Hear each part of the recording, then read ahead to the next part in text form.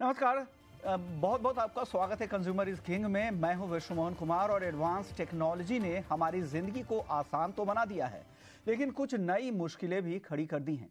उनमें से एक है फाइनेंशियल फ्रॉड यानी वित्तीय धोखाधड़ी।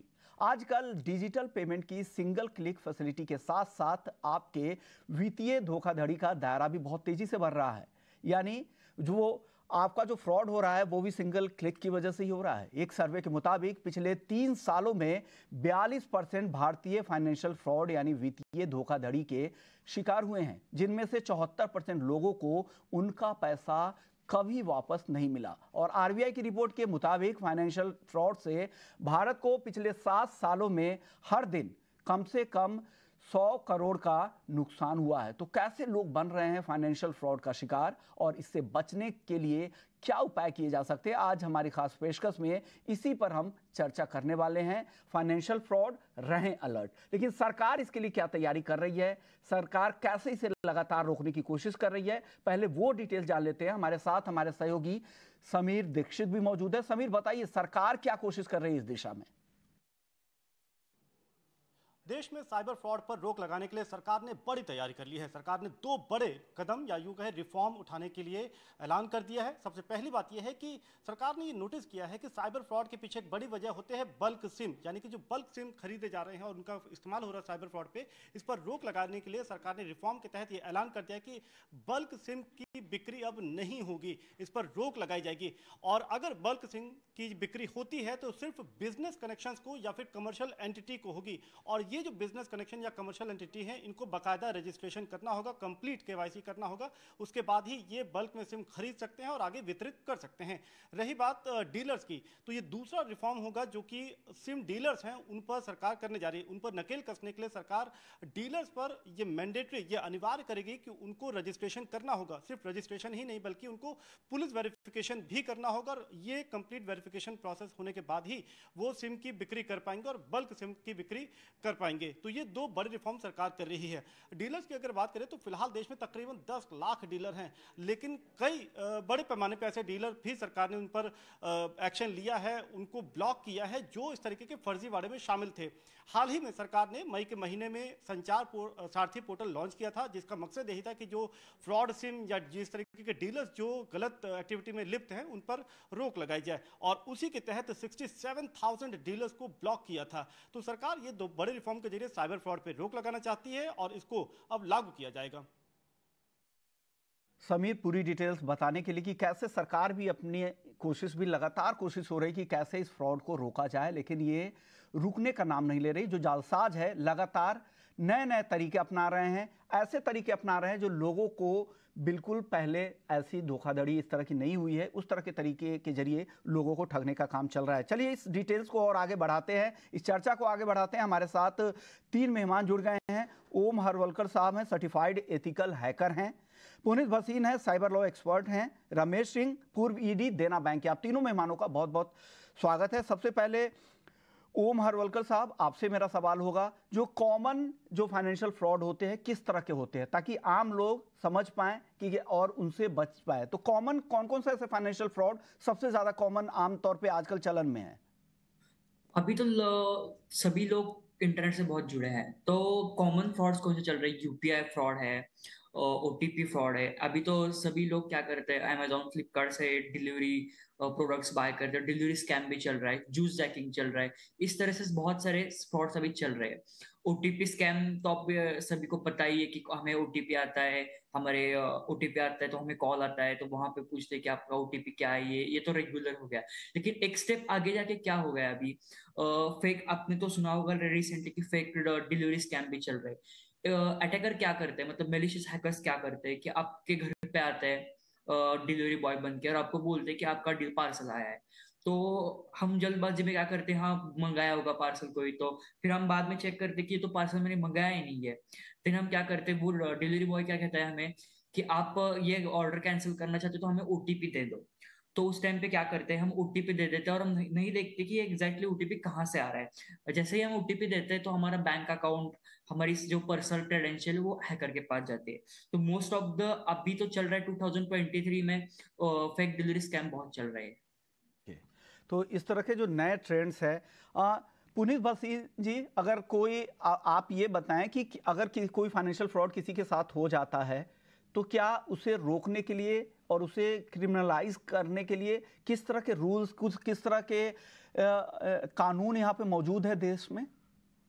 देखिए, हमारे देश में ऑलरेडी इंफॉर्मेशन टेक्नोलॉजी एक्ट है। साथ ही में इंडियन पीनल कोड में भी काफी सारे अमेंडमेंट्स किए गए हैं, जिसमें डिजिटल ऑनलाइन फ्रॉड्स को भी साथ में उसके अंदर लिया गया है। अभी जो नए डेवलपमेंट लॉ में हो रहे हैं, अगर आप देखेंगे, सरकार ने एक बहुत बड़ा कदम लिया है डेटा प्रोटेक्शन लॉ के प्रति, जो अभी एनैक्ट हुआ है। ये जो डेटा प्रोटेक्शन लॉ है, ये इतना जरूरी क्यों है? सबसे पहले आपके साथ फ्रॉड कैसे होता है, क्योंकि फ्रॉडस्टर्स को आपका डेटा मिलता है। उनको पता है आपका अकाउंट किस बैंक में है, उनके पास आपका मोबाइल नंबर होता है, उनके पास आपके बारे में जानकारी होती है। जो डेटा प्रोटेक्शन लॉ जो बना है अभी, वो कंज्यूमर्स, जो आम आदमी है, डेटा प्रिंसिपल जिसको बोलते हैं, जिसका डेटा हर कंपनी उठा रही है, प्रोसेस कर रही है, उसकी सुरक्षा के लिए बना है।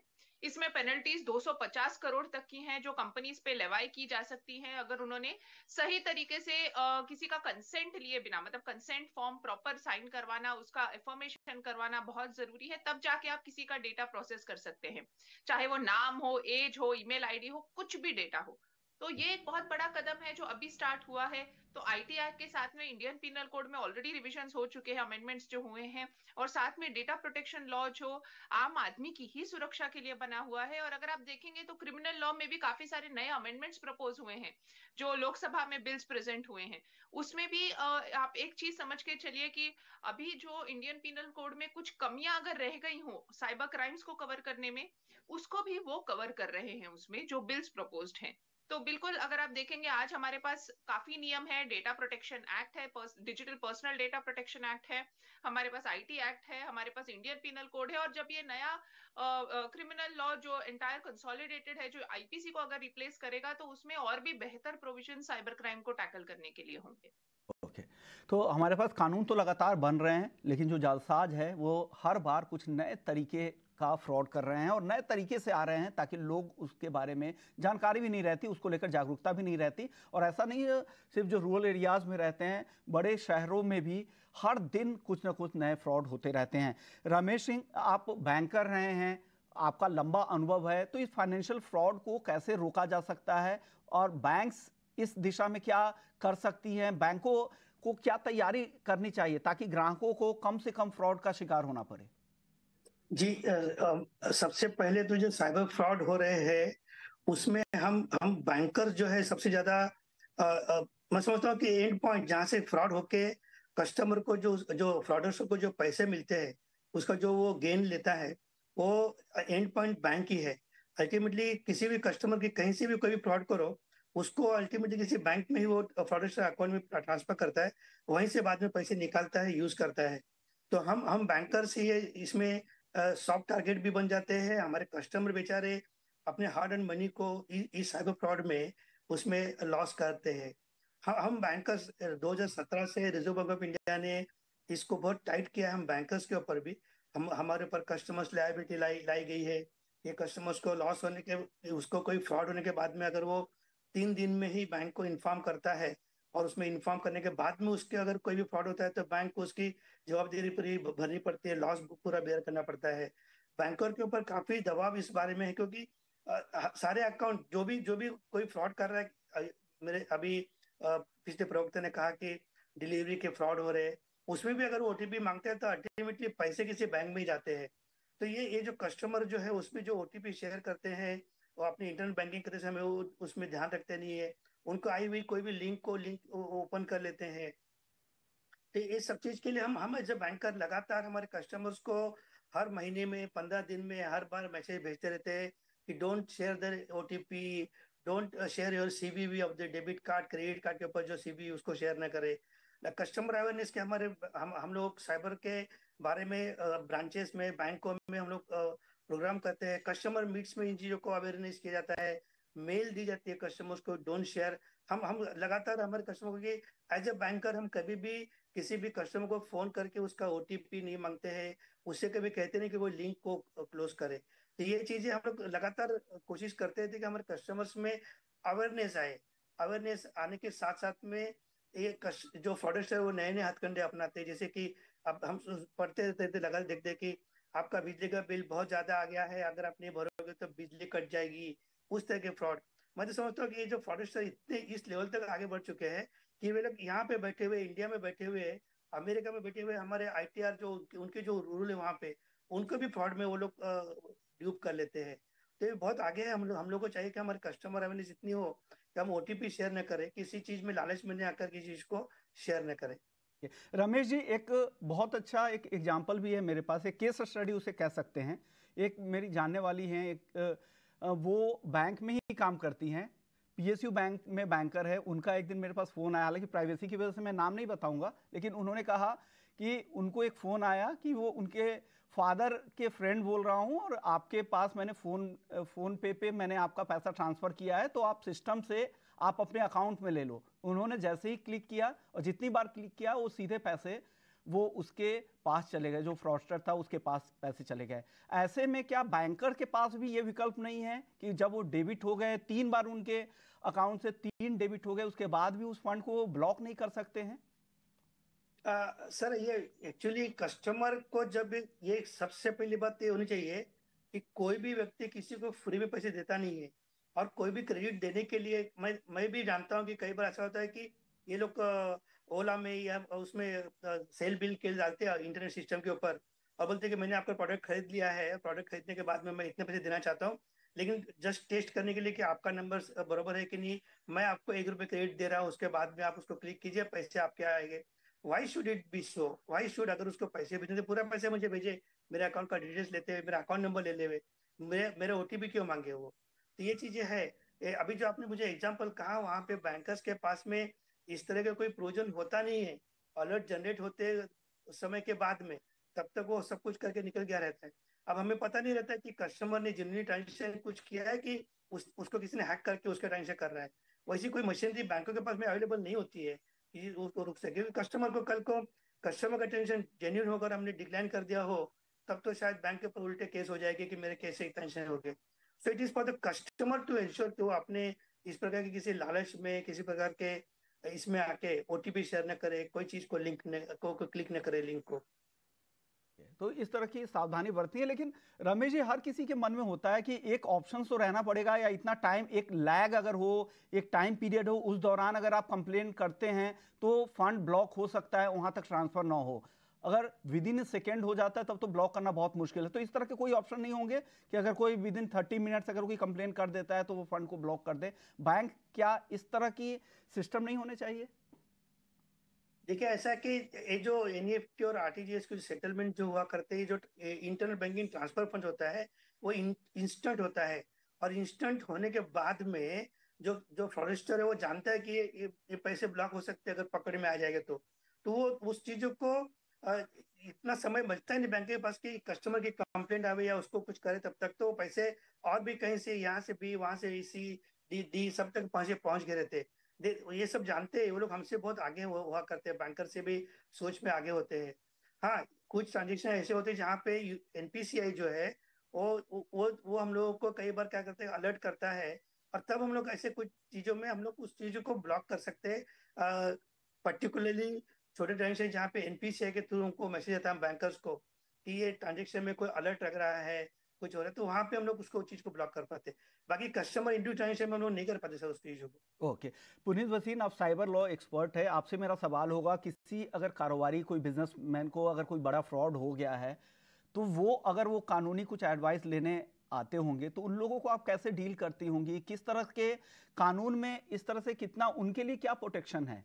अब वो कैसे बैंक के पास जाके फाइट करे कि इतना बड़ा फंड था, कैसे फिर ट्रांसफर हो गया, इतनी ठगी कैसे हो गई?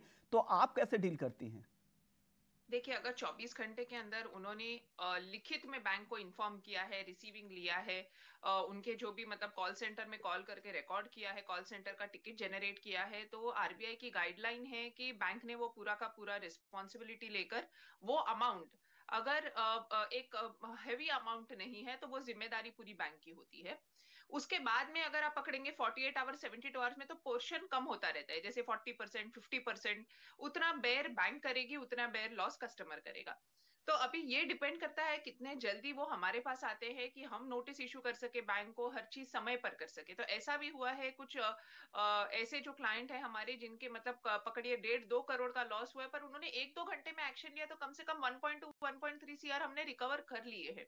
तो ये कस्टमर की जागरूकता पे डिपेंड करता है कि कितना जल्दी हम कितना पैसा रिकवर कर सकते हैं। ओके। इसमें जब इस तरीके की जालसाजी होती है तो सबसे पहले बैंक के साथ में पुलिस को भी इन्वॉल्व करना बहुत जरूरी है। पुलिस के एंड से भी जब नोटिस बैंक को जाता है तो वो इमीडिएटली अकाउंट्स फ्रीज करते हैं। और ये ऐसा ही नहीं है कि जिस अकाउंट में पैसा गया है, जिस अकाउंट में गया उससे आगे किधर गया, वो पूरा ईमेल ट्रेल जो ट्रांजैक्शन ट्रेल होता है, वो पूरे ट्रांजैक्शन ट्रेल को फ्रीज कर देते हैं। तो ऐसे भी हमारे पास केस हैं जिसमें कुछ जो मतलब कारोबारी हैं जिनके पैसे ऐसे गए हैं, उनके पकड़िए अगर अकाउंट एक बैंक में एक्स में है और उसमें से पैसे बैंक वाई में गए और वाई से वो फ्रॉडस्टर ने जेड में डाला, तो वो जेड अकाउंट तक पूरा फ्रीज हो जाता है।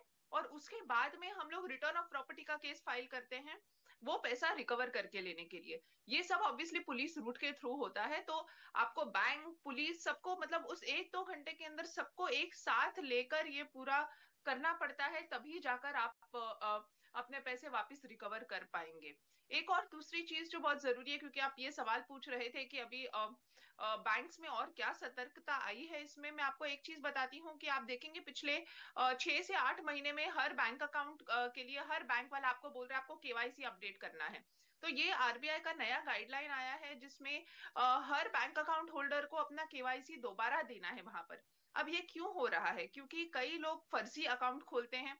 जैसे कि अगर जो फ्रॉडस्टर है वो अपने नाम का अकाउंट नहीं खोलता है, वो अकाउंट खोलता है किसी तीसरे बंदे के नाम का जिसको वो 4,000-5,000 रुपए महीने देता है। और जब पुलिस पीछे जाती है उनके तो पता चलता है अरे ये आदमी तो कहीं कोई मजदूर है, कोई ऐसा है जिसको थोड़े पैसे दिए जा रहे हैं। इसी वजह से अभी ये पूरी प्रक्रिया हुई है कि केवाईसी इन पर्सन होता है। आप केवाईसी ईमेल नहीं कर सकते हैं, आपको ब्रांच में जाना पड़ता है, अपना चेहरा, आधार कार्ड, हर चीज दिखाकर केवाईसी करनी होती है। अगर बैंक वालों को लगता है कि इसमें कुछ अजीब बात है, कि अगर पकड़िए कोई अकाउंट है जिसमें लाखों का ट्रांजैक्शन हो रहा है पर जो आ रहा है केवाईसी के लिए वो कोई ऐसा आदमी है जिसकी आमदनी उतनी हो भी नहीं सकती है, तो वो अकाउंट को रेड फ्लैग कर देते हैं। तो ओके। इस प्रकार से एक आप समझिए कि एक बैंक्स पे भी एक कड़ी जिम्मेदारी आ गई है ये चेक करने के लिए कि सचमुच में भी ये अकाउंट के ट्रांजैक्शंस जो हो रहे हैं वो अकाउंट होल्डर के ही हैं या नहीं, वो कौन है, क्या हो रहा है, ये भी प्रक्रिया ऑलरेडी शुरू हो चुकी है। ओके। रमेश जी, बहुत ही अच्छा टॉपिक आपने, पुनीत जी ने बहुत अच्छा टॉपिक उठाया है।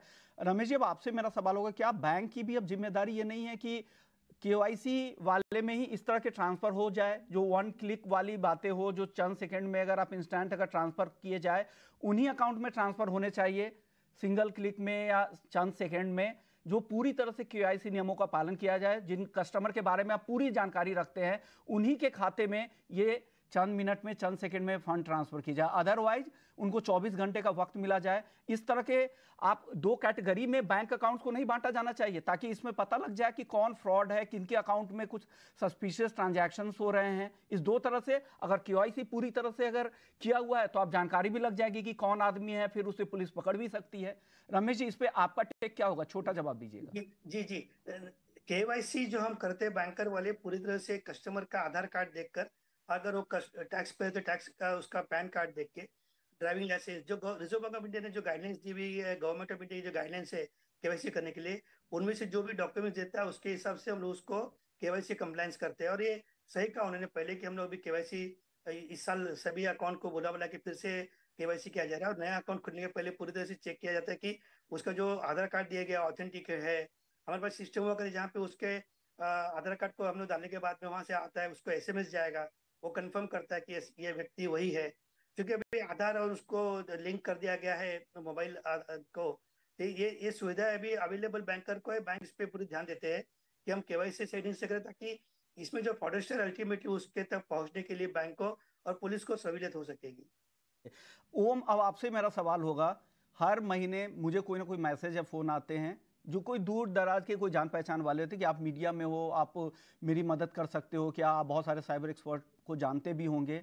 वो अपना बोलते इस नंबर से मुझे फ़ोन आया था और ये फ्रॉड हुआ था, इस अकाउंट में मेरा पैसा चला गया है। क्या कुछ ट्रैक किया जा सकता है उन लोगों को? वो लोग फ़ोन करते हैं, वो अपना लोकेशन भी गलत सही जो भी बताते होंगे, कैसे ट्रैक किया जा सकता है उन नंबर के जरिए? फोन नंबर के जरिए तो डायरेक्टली ट्रैक करना पॉसिबल तो नहीं है। ये सिर्फ मेथड सिर्फ पुलिस वालों के पास है कि फोन नंबर से वो डायरेक्टली ट्रैक कर सकते हैं। अगर कोई केस हमारे पास आता है तो हम सोशल इंजीनियरिंग मेथड यूज करते हैं। सोशल इंजीनियरिंग मेथड्स में क्या होता है एग्जैक्टली कि जो टारगेट है, जो अटैकर है, जिसने टारगेट को कॉल किया है और जिसने फ्रॉड किया है, वो जो नंबर हमारे पास आता है तो हम उसे एनालाइज करते हैं, उसके बारे में रिसर्च करते हैं कि नोडल क्या है, कहाँ से आया है, किसका मतलब नाम किसके नाम पर रजिस्टर है, वो सब इंफॉर्मेशन थोड़ी बहुत ट्रू कॉलर और अदर एप्लीकेशन तो मिल ही जाती है। देन हम एक ऐसा प्लान क्रिएट करते कि वहां पे वो जो अटैकर है जिसने वो कॉल किया है उसे हम ट्रिक करने की कोशिश करते हैं। ट्रिक उसके बाद हम ट्रिक करने के बाद क्या करते हैं कि उसे मैसेजेस डालते हैं, कुछ कॉल्स करते हैं अननोन नंबर से कि हाँ ऐसा ऐसा है, मतलब उसे उसको ही ट्रिक करते हैं। जैसे उसने किसी बंदे को ट्रिक किया है, फंसाया है, वैसे ही हम उसे फंसाते हैं। उसके बाद फंसा के हम क्या करते हैं, कुछ लिंक्स हो गए, कुछ कोड्स हो गए, उसके उसको भेज के हम एग्जैक्टली उसको ट्रैक करते हैं। ये प्रोसेस कुछ 2-3 घंटे तक चलता है, लेकिन पॉसिबल यह है कि हम उसे ट्रैक कर सकते हैं, वो अगर इतना मतलब होशियार नहीं है। और मोस्टली जो अटैकर्स होते हैं जो क्राइम करते हैं इस ऐसे कॉल्स बिल्स करके, उनको टेक्निकल नॉलेज तो कुछ होता नहीं ज्यादातर, तो वो इजिली मैनिपुलेट हो जाते हैं हमारे बातों से। देन उसे ट्रैक करना पॉसिबल नहीं, इजी है, बहुत इजी है। ओके। ओम, अगर मैं आपको उन फ्रॉस्टर्स के जिस नंबर से फोन आते रहते हैं अगर उनका नंबर दूं तो आप पकड़ सकते हैं क्या? हाँ पकड़ सकते हैं। बहुत ज्यादातर जितनी भी इंफॉर्मेशन अभी अवेलेबल है इंटरनेट पे और एप्लीकेशंस पे, तो वो हम सर्च करेंगे, उसके बारे में इंफॉर्मेशन जैसे जैसे मिलेंगे, उसके बाद हम एक प्लान प्रॉपर क्रिएट करेंगे, देन हम अटैक करेंगे उसके ऊपर। ओके। पुनीत भसीन जी, अब आपसे मेरा ये सवाल होगा कि कितने तक के फ्रॉड को पुलिस एंटरटेन करती है? हो सकता है कि बहुत लोगों के पास 2,000 रुपए का ही फ्रॉड होता हो, बहुत 5, 10 या लाखों में भी होते होंगे। तो पुलिस के पास अगर कोई जाएगा तो छोटी रकम के लिए तो वो एंटरटेन करेंगे ही नहीं। तो क्या उसके लिए क्या रूल्स रेगुलेशंस है? छोटा देखिए, जवाब मैम। अगर आप 500 1000 रुपए के लिए जाएंगे, हमारे देश में आप देखेंगे जितनी जनसंख्या है उसके हिसाब से पुलिस ऑफिसर भी कम है, और उसमें भी क्राइम्स टू बॉडी हैं, चाहे कोई बहुत बड़े क्राइम्स है, फाइनेंशियल क्राइम्स जो लाखों में है। तो अगर कोई 500 रुपए के लिए जाएगा, आप एक चीज समझिए, पुलिस ऑफिसर्स ने भी प्रायोरिटाइज करना है। अगर आप देखेंगे कि इधर चोरी का मामला है, जो बड़ा चोरी का मामला है, किसी के घर में चोरी हुई है, वो उसको प्रायोरिटाइज करेंगे, ना कि 500 रुपए के फ्रॉड को। तो आपने ये चीज समझनी है कि अमाउंट ऑफ फ्रॉड कितना है। परंतु फिर भी आप देखेंगे महाराष्ट्र में अगर 25 लाख से ऊपर का फ्रॉड होता है, साइबर फ्रॉड, तो मैंडेटरली यहाँ पर सब पुलिस स्टेशन एफआईआर दर्ज करते ही करते हैं। और अगर आपका फ्रॉड पकड़िए 500 रुपए का है, 1000 रुपए का है, तो आप ऑनलाइन एनसी कर सकते हैं, जो एक ऑनलाइन मुंबई पुलिस का भी है, काफी सारे स्टेट्स में भी, हिंदुस्तान में हर जगह ऑनलाइन पुलिस कंप्लेंट फाइल करने का भी एक ऑप्शन बन गया है, जिसमें आप ऑनलाइन अपनी एनसी फाइल कर सकते हैं। उसमें जैसे आप ऑनलाइन एनसी फाइल करते हैं, जो आपने अकाउंट नंबर दिया है, वो अकाउंट नंबर ऑटोमेटिकली वो लियन, जैसे अगर 500 रुपए का है तो उस अकाउंट में वो 500 रुपए का लियन लग जाता है। फिर उसके बाद में आगे आप पुलिस स्टेशन को अप्रोच कर सकते हैं कि इस प्रकार से लियन 500 का लग गया, अभी आपको रिटर्न ऑफ प्रॉपर्टी जो भी फाइल करना है कोर्ट में, पैसे की रिकवरी के लिए कर सकते हैं। पुनीत जी, मेरे पास बहुत सारे मासेस वगैरह जो देख रहे होंगे, वो छोटी रकम में उनके फ्रॉड होते होंगे, 5,000 10,000 रुपए की। उनके लिए आप क्या सलाह देंगे? वो पहला कदम वो क्या करे? सबसे पहले देखिए, अगर अमाउंट कम है, ऑनलाइन एनसी दर्ज करिए। आप पुलिस स्टेशन जाकर एफआईआर दर्ज करने की कोशिश करेंगे, वो थोड़ा मुश्किल होगा। ऑनलाइन आप एनसी दर्ज करेंगे, वो आसानी से आप खुद कर सकते हैं, अपना लॉगिन क्रिएट करके अपनी कंप्लेंट उधर लिखिएगा। आप जो अकाउंट नंबर, जो डिटेल वहां पर प्रोवाइड करेंगे, उसी हिसाब से सिस्टम अनुसार वो बैंक को इन्फॉर्मेशन दी जाती है कि ये अकाउंट शायद से फ्रॉड अकाउंट है, और उसमें पकड़िए 500 1000 जितना भी अमाउंट का फ्रॉड हुआ है, उसका एक टेम्पररी लियन क्रिएट हो जाता है। लियन का ये मतलब होता है कि जिसका अकाउंट है वो 500 1000 रुपए के साथ कुछ कर नहीं सकता, वो एक ब्लॉक जैसा हो जाता है। उसके बाद में आगे जैसे पुलिस कार्रवाई करती है, जो मामला आगे चलता है, वैसे आपको इन्फॉर्मेशन भी मिलेगा। अगर बहुत सारे लोगों का कंप्लेंट हुआ है और एक ही फ्रॉडस्टर अकाउंट से हुआ है, तो फिर वो पुलिस मैटर एकदम प्रायोरिटी पे ऊपर ले लेती है। जैसे क्या आप एक चीज समझिए, फ्रॉडस्टर कभी एक इंसान के साथ ये नहीं कर रहा है, आपके साथ 500 का कर रहा है, वो 10,000 लोगों के साथ 500 का फ्रॉड कर रहा है। तो जब आप एनसी फाइल करते हैं, तो अगर एक ही कॉमन अकाउंट है जो फ्रॉडस्टर अकाउंट है, तो वो अपने जो कंप्यूटर सिस्टम से ये पूरा ट्रैक हो जाता है, ये पूरा लिंक होता है कि ये एक अकाउंट है जो बहुत सारी जालसाजी कर रहा है। जो तो उस कॉम हिसाब से ये रेड फ्लैग हो जाता है, और फर्दर एक्शन पुलिस भी लेती है उसके ऊपर। और साथ ही में जैसे ये अकाउंट पर लियन क्रिएट होता है, आप भी वो बैंक को अप्रोच कर सकते हैं पैसे की रिकवरी के लिए, या फिर अगर अमाउंट बहुत ज्यादा है, अगर लाखों में होता है तो रिटर्न ऑफ प्रॉपर्टी लगती है, अगर छोटा अमाउंट है तो आप बैंक रेगुलेशंस के हिसाब से उनको डीफ्रीजिंग के लिए अप्रोच कर सकते जी, हैं। बहुत छोटा छोटा जवाब दीजिए, बहुत कम वक्त है, लेकिन दर्शक को जानना चाह रहे होंगे, क्या एक कोई कॉमन प्लेटफॉर्म है, कोई वेबसाइट जो उनके लिए आप गाइड कर पाए? देश भर के लोग जो देख रहे होंगे उनको क्या गाइड हो, किस वेबसाइट पे जाए और वे कंप्लेन दर्ज करे और क्या क्या डिटेल्स डाले? 30 सेकंड में जवाब दीजिए। देखिए, अगर हर स्टेट में पुलिस की अलग वेबसाइट होती है, हर सिटी में भी होती है, आप गूगल करिए आपके पुलिस जो लोकल पुलिस हैं उनका क्या वेबसाइट है।